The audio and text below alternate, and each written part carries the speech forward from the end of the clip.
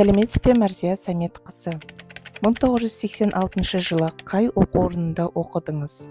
Сәлеметсіз бе? Мен 1986 жылы Жезқазған қаласындағы Жезқазған педагогикалық институтына оқуға келіп түстім.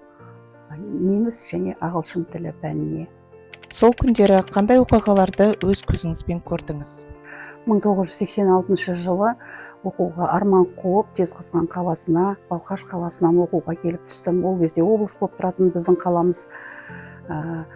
Содан жақсы оқуымызды бастап оқып жүргенде, күндердің бір күнінде желтоқсан айында міне осындай оқиғаға байланысты хабар естідік.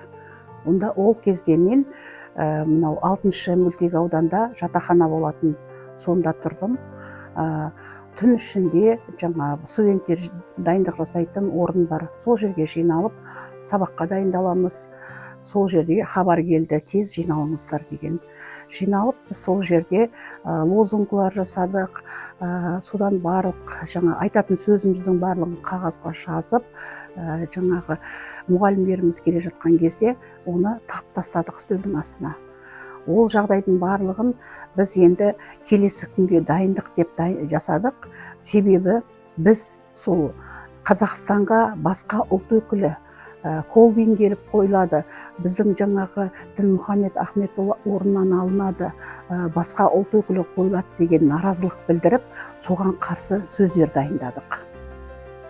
Содан келесі күні таң атпай, аяз күн, әкімшіліктің алдыменен барлық студент жастар алаңға шықтық. Қазіргі Алашахан көшесінің бойыменен бұрынғы Некрасов көшесі балаларына перзентханасына дейін барып, сол жерден біз жаңа полиция, бұрынғы милиция қызметкерлерінен зәру көріп, ол кісілер бізді жаңағы таяқтары бар, шашымыздан жұлып автобусқа салды. Біз қашып жүріп, жаңағы жан-жаққа жүгіргенмен әл бермеді. Содан бері қарай келе жатып, бұрынғы Аманат, Нұр Отан деген ғимараттың жанынан 4 қыз қашып шықтық автобустан. Қашып, стадионды айналып, жатақханамызға жеттік. Ол бір керемет, енді суық, ызғарлы күндері, барлық біздің қиындықтың бәрі сол күннен басталды. Ешқандай далаға шығу, дүкенге бару, сабаққа бару, барлығы қысқартылды. Жан-жақтан бізге қысымшылық басталды.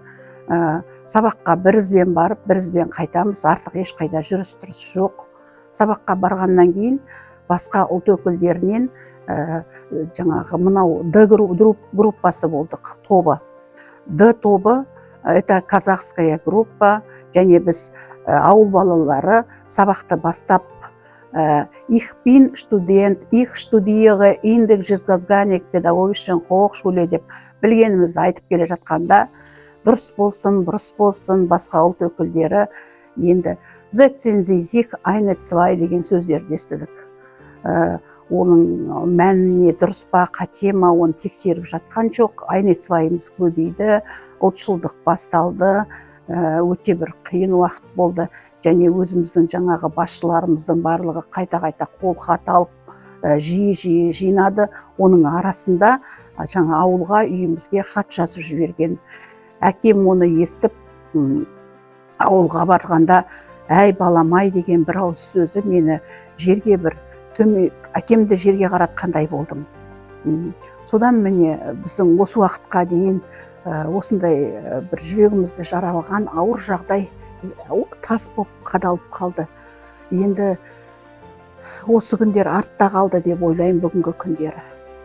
Жастарға қандай өсиет немесе тілек айтар едіңіз? Енді болашақ жастарға патриоттық сезім және мынау тұғыры биік тәуелсіз еліміздің болашағы жарқын болсын дейміз.